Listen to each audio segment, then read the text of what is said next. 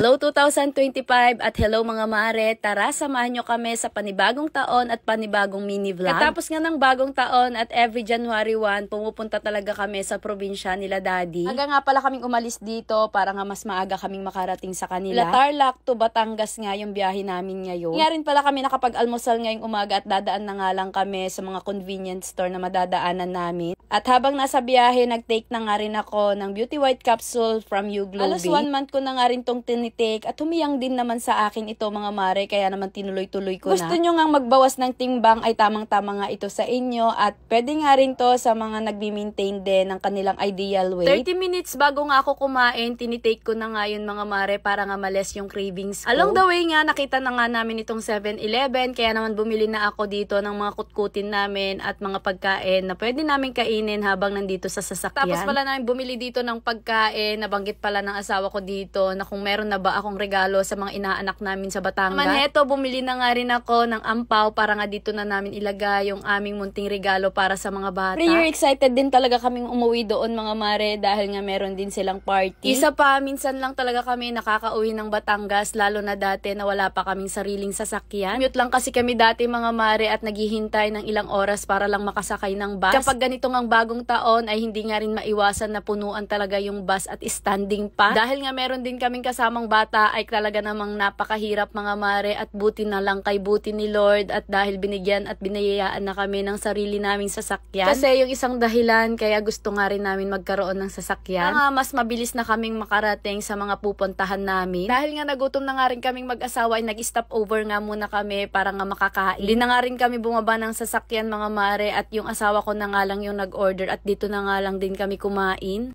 At ayan, pagkatapos naman namin kumain, dire-diretso na ulit yung biyahe namin. Natulog nga namin muna si Manang Chloe dito dahil nga medyo mahaba pa yung biyahe. Namin, gigisingin na nga lang namin siya kapag malapit na. Excited din kasi yung anak kong makita, yung ate Michelle niya sa Batangas. Ito nga ilang oras din naman, nakarating na nga kami dito sa Batangas at eto nga yung naabutan namin. Lalaro na nga sila dito at nakakatuwa at eto nga yung games na naabutan namin.